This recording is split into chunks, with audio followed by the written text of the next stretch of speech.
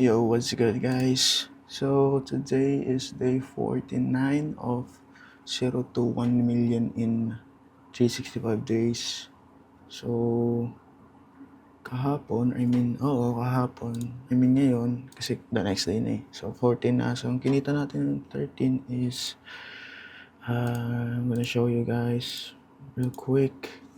So, we made 1.5k. So, yan. 1.5k. I'm gonna hit refresh. Kung hindi yan 2k, round off lang yan kasi ano. Pero pag click mo yan, round off siya. So, 1.5k. Yeah, so, yeah. Yun lang naman, kinita natin. And, masyadong, tawag dito, special na nangyari. So, natutuwa lang ako kasi,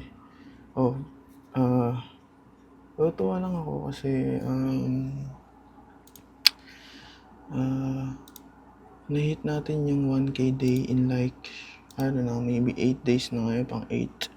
So, pag check natin, yun yung 1, 2, 3, 4, 5, 6, 7. Okay. Basta, meron pa. So, bago to, 1.3 na to, may 1k pa tayo. So,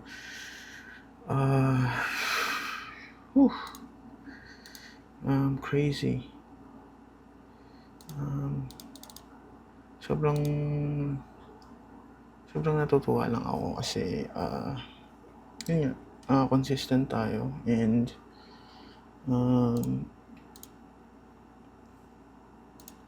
dito yeah, actually 8 days na. So pang 8 days na natin na 1k day, which is crazy.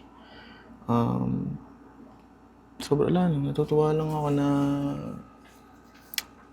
yun nga, na consistent tayo na almost a week na. Hopefully today rin is makakuha natin yung 1k kasi actually ngayon mamaya may track day kami, so kailangan ko na matulog ng maaga. So tapusin ko na lang tong isang ad and matutulog na rin ako kasi baka lutang ako bukas sa racetrack.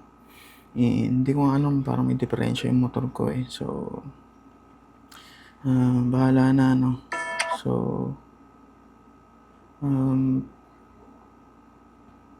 bahala na kung anong mangyari sa motor ko, edi ipagawa na lang natin siguro if ever magka-problema. But enjoying ko lang bukas. So yeah guys, tuloy na ako bumili ng minivan kasi gagamitin namin sa negosyo ng chef ko. So yeah, next year yun, for sure next year. So bahala ko talaga mag-pop up na coffee shop. So for example, weekends or mga ganon araw. So yun, may pop up kami na yun nga, na coffee shop para may extra income. So diba? So punta kami kung saan. Then balak namin mag-travel talaga next year. So next year will be like an era of puro travel. So 2026 is more on travel and shit, no? So more on makikita nyo kami sa kalsada. So and yeah, so yung kinita natin dito actually gagamitin ko siya yun nga, pambili ng minivan. So which is around 300 to 400 so K. So I think it's worth it, lalo na kung gagamitin naman sa business. And then matagal ko na rin kasi gusto bumili nun. Sabi ko dapat last year nga bibili ako, but like yun nga sa business.